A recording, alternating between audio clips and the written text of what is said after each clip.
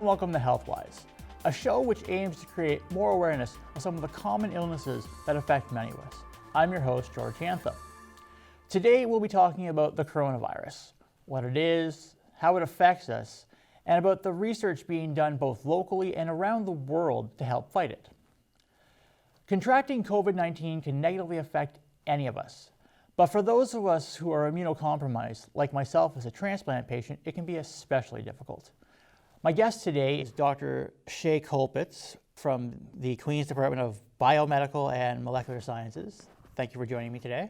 Can you tell us what exactly is the coronavirus? So coronaviruses are a large group of viruses that typically infect mammals and birds. Occasionally they can spread and infect humans, and that's what's happened recently with this COVID-19 pandemic. So there's actually 7 known coronaviruses which infect humans. 4 of these cause common colds. We had SARS coronavirus a couple of decades ago now, and we also had the MERS coronavirus. And then most recently, there's SARS coronavirus 2, which is what's causing this current global pandemic. So they're extremely small. Picture a grain of table salt, and then they're 10,000 times smaller than that. So we can't actually see them by eye or even by normal microscopes. We need very powerful microscopes to look at them. You've probably seen pictures of coronavirus particles. They're kind of a circular structure, and they have these protrusions coming out, which some people have thought makes them look like they're wearing crowns, hence corona crown coronavirus. Mm-hmm. So basically this package it encompasses their genetic material, so like the blueprint of the virus, which has the instructions that the virus needs to make new copies of itself. Now, how does it affect us? Right, so these are typically respiratory viruses, meaning that they infect our respiratory tracts and occasionally get deep into the lung where they can do more serious damage. So the virus has those protrusions that you've seen. These are called spike protein. So the spike protein is like the hands of the virus. This is what lets it grab onto our cells and ultimately infect them. So on our respiratory cells, like the cells that are in our lungs, in our throat, and our nose, these cells have a protein called ACE2 on their surfaces. And so the spike protein is able to reach out and grab a hold of ACE2 and then use that to open the door into the cell. So then it gets inside the cell, and then it starts making more copies of itself, which is what viruses do. And as it's making more copies of itself, that causes damage to our cells. It can kill the cell, and that can cause some of the disease symptoms that we see. The other effect this has is to make a very inflammatory state in the body. So when the virus is doing damage in the lungs, for example, it creates a lot of inflammation. And this inflammation can sometimes get out of control. This is called a cytokine storm. But basically, the immune system goes a bit haywire. It goes into overdrive. There's a lot of inflammation going on. And then this can cause a lot of collateral damage, actually, which causes a lot of the severe disease that is associated with COVID-19. How does it cause other diseases or affects it like that? Because I know from news reports and everything else, the symptoms are all over the map kind of idea, but it seems like it shows as so many different things. Yeah, so it's definitely a very complicated disease, which we still don't fully understand. I think the majority of people, when they're infected, they get common cold-like symptoms, so it's fairly localized to the respiratory tract. However, we have seen cases, particularly in more severe disease, where there's neurological damage, for example, on a spectrum ranging from confusion, disorientation, all the way to strokes and brain hemorrhage even. We've also seen in a lot of patients, there's some gastrointestinal symptoms, so upset stomach. It's not clear exactly how the virus is doing this. We know from lab studies that the virus is able to infect cells that are found in the brain or the intestine. It's less clear what's actually happening in an infected patient because we can't obviously take cells from the brain to see if the virus is there. So there's a chance the virus is directly infecting cells and other organs and causing damage. It may also be a result of this immune response gone haywire, this kind of overwhelming inflammation in the body, which could be causing damage to other organs as well. But it's definitely something that needs a lot more work to figure out what's going on.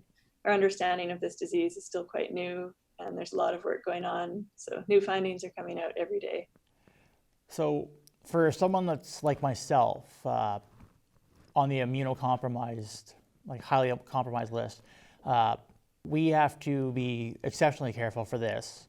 But is there a difference on how it can affect someone, say, your average healthier person compared to someone who's, say, has no immune system or is like severely compromised? Right. So for the immunocompromised people, basically the immune system won't be holding the virus in check. So it'll be able to replicate or make more copies of itself very easily with little resistance. So then in that case, you can have a lot more of the virus-induced damage. So the virus directly will cause a lot more damage. And you're also likely to be able to be infected more easily because you don't have those initial immune responses, which could stop the virus from getting in and starting the infection or establishing a foothold to begin with. Could that really do damage to, like, not just your respiratory tract, but your lungs and everything in general? I think in the absence of like an effective immune response, the virus will be able to spread more readily through the body. Again, we don't have a lot of data from patients to confirm this, but likely the virus will be able to spread better if there's not those immune checks holding it in place. So then you're likely to see more systemic kind of disease resulting from the virus infection. So really important if you're immunocompromised to really take all precautions you can to prevent infection.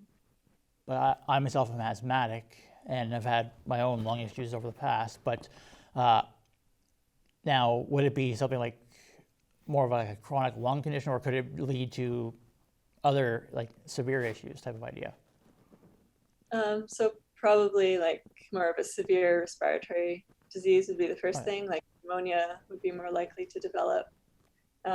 It could lead to chronic complications. We've seen a lot of so-called COVID long haulers who seem to have symptoms that persist after they're technically clear of the virus. So we don't quite understand what's going on there. Definitely needs more work. But yeah, so more lung disease, probably some chronic difficulty breathing moving forward, things like that could definitely happen. And it may also be able to spread throughout the body more easily, so into the other organs as well. Has there been like any type of reports or anything like that that's like shown that it's like done any damage to other parts of the body other than, say, like severe respiratory, but like has it affected other organs or anything like that? I'm probably not up to date on the literature in this area so much, but it's definitely affecting other organs. We just don't quite understand how yet, and I'm not sure which studies have come out recently that might shed more light on that area. All right. Now, you work as part of a team with Queen's on helping with strategies on prevention and treatment for potentially for the virus. Can you tell us a little bit about some of the work that's being done in general on, say, the prevention portion of it? Or antivirals, I guess, is what it would be classed as? Right. So we work on antivirals in my lab. We're trying to develop new antiviral approaches which can be used to prevent the virus from infecting us to begin with, or to treat virus infection once the virus has gotten in. So for the prevention approach, this is like an antiviral prophylactic approach. So it's an alternative to a vaccine, which could be used to prevent infection, particularly in high-risk people. So you can think of it somewhat as like taking an anti-malarial drug before you go to a country where malaria is present. Mm-hmm. So this would be drugs that you could take to prevent the virus from infecting you. So viruses they need to attach to our cells. They need to stick to our cells before they can infect the cells. So this is analogous to a mosquito needs to land on your arm before it can actually bite you. So we're targeting that first landing step where the virus sticks onto the cell. All of our cells are surrounded by a sticky layer of carbohydrates. So these are sugars that viruses normally stick to. And this helps them just attach to the cell, adhere to the cell, and then they're able to get inside the cell. So we're trying to block that initial interaction between the virus and the sugar coating on our cell. And we can do so by developing sugar molecules that are basically decoys that the virus will stick to instead of the cell surface. And that will prevent them from sticking to the cell and getting taken up into the cell. So we're actually working with a team of chemists here at Queen's, Dr. Chantal Capicotti's group.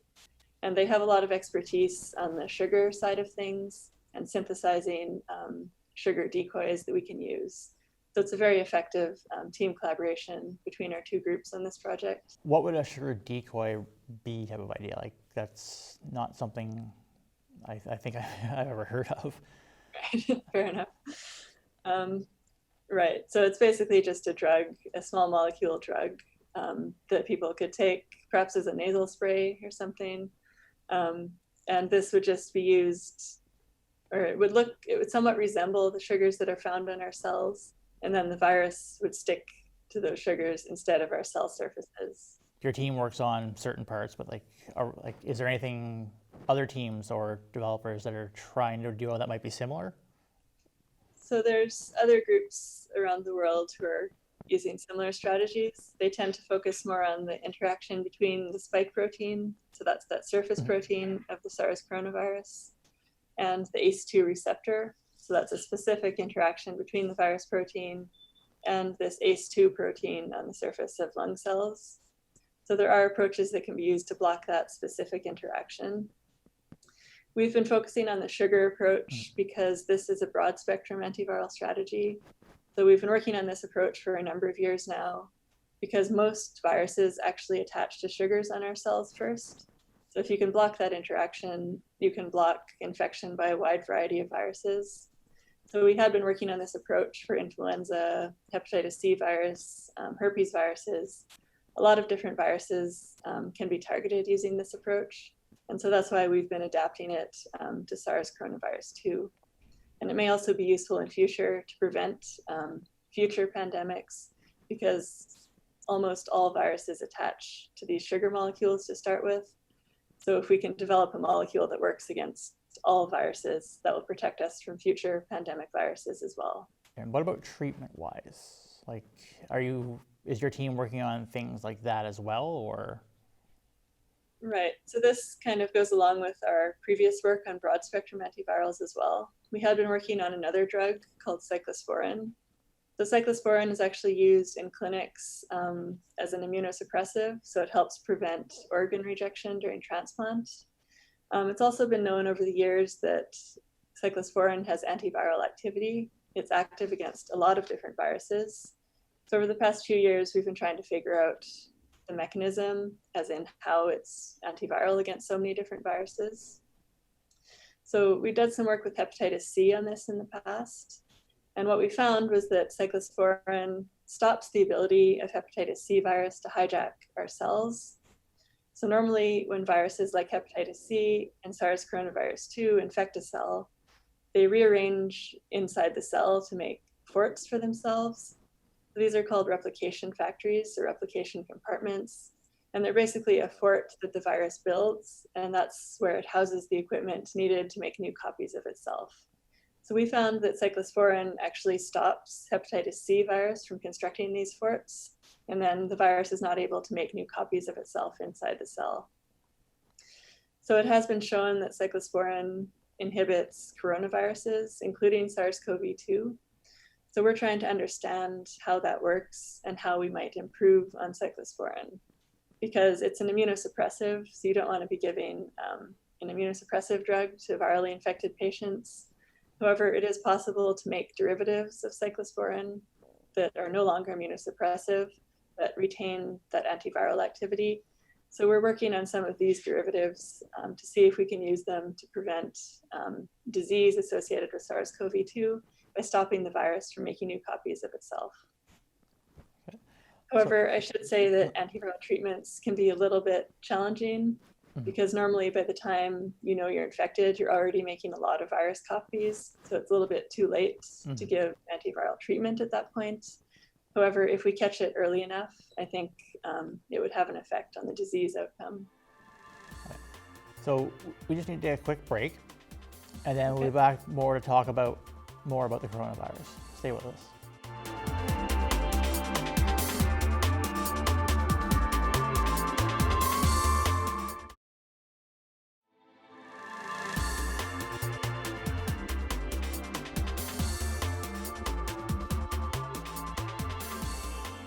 Welcome back to HealthWise here on YourTV. We've been discussing coronavirus today, and Before the break, we learned a little bit about what it is, how it affects us, and some of the work being done towards finding a vaccine for it. My guest today is Dr. Colpitts from Queen's University. Can you tell us a little bit about the vaccine strategies that are being looked at around the world? So we haven't been working on vaccine strategies ourselves, but there's a big effort around the world to develop a vaccine for SARS coronavirus 2. Basically, vaccine development tends to be a slow process. In the past, it can take up to 10 years or longer to get a single effective vaccine. They're really putting huge effort to fast track COVID-19 vaccine development while still doing so in a safe manner. It's probably going to take about 12 to 18 months before we have an effective vaccine that we know is safe and will work.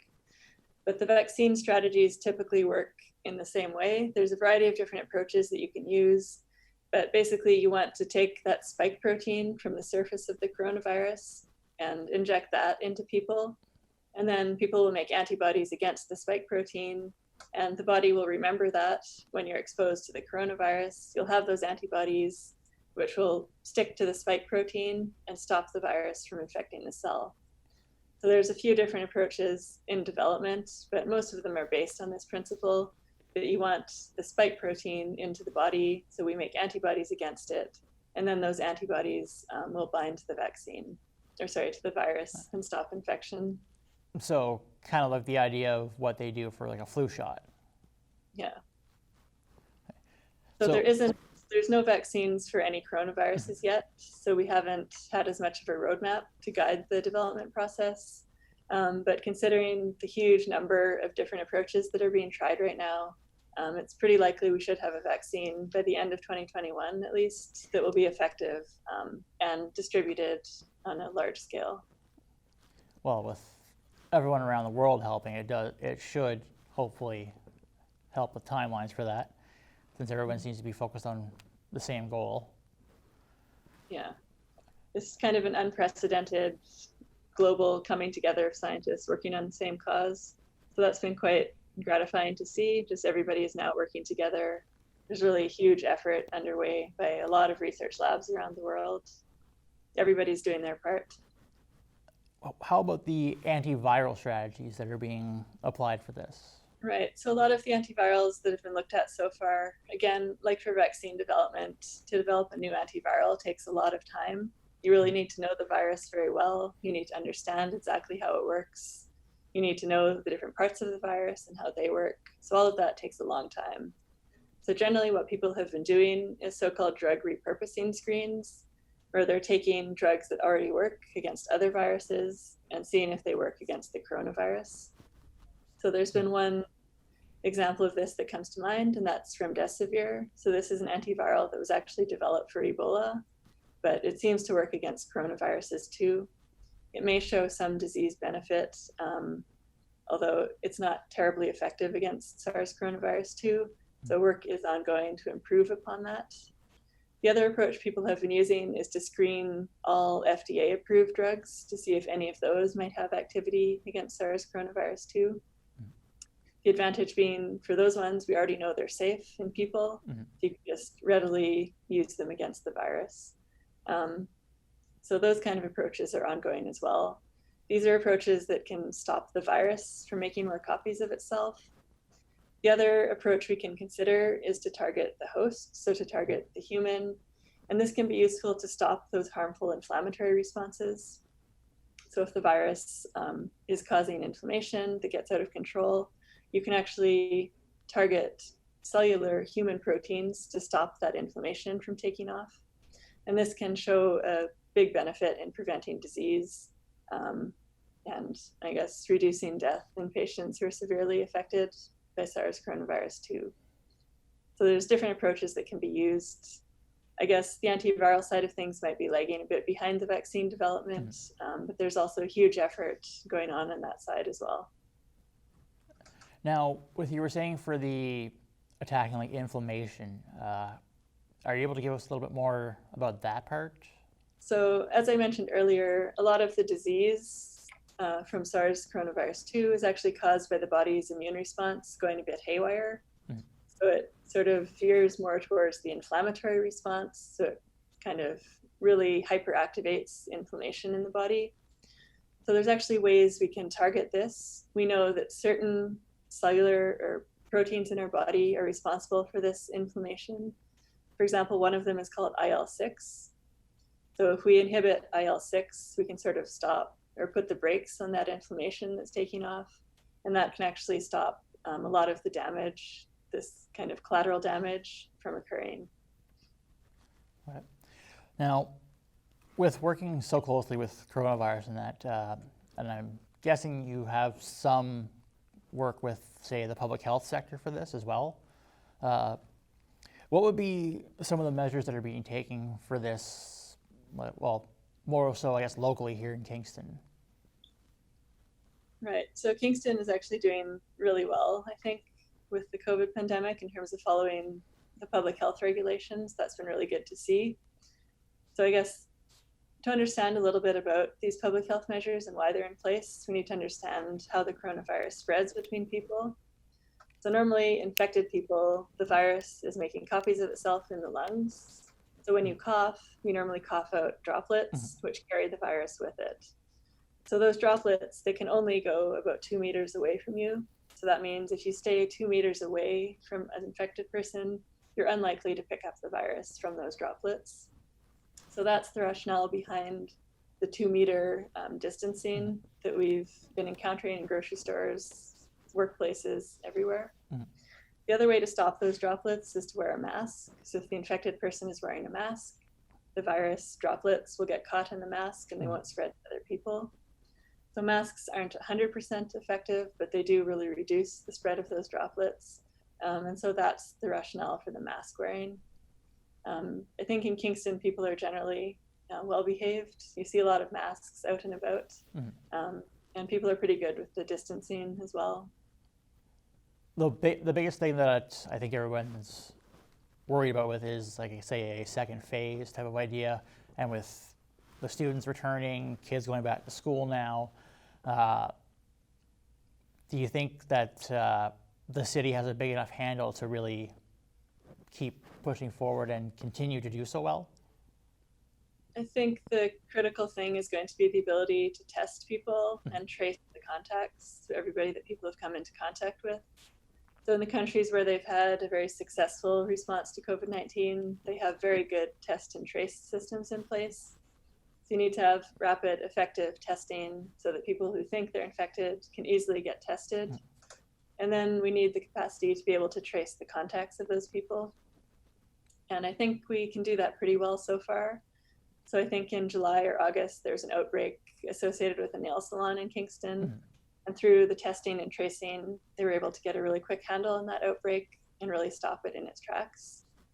So I think there's certainly more pressure on the system now with all the students returning. We're going back to school, we're going back to work. We're coming into contact with a lot more people than we were during the lockdown. So there's going to be some challenges, but I think we really need to put the resources into the test and trace to be able to get a handle on any outbreaks as soon as they happen and kind of stop them from spreading any further.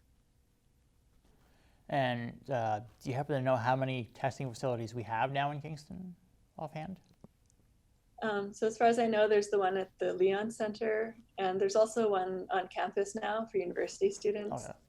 So that'll be really helpful to stop spread among university students. All right, well, that's all the time we have for this show. I want to thank you so much for taking the time out of your busy schedule for this and to help with making some understanding a little bit more for coronavirus. So, thank you for having me. It's a pleasure. And thank you for watching, and we'll see you next time here on HealthWise.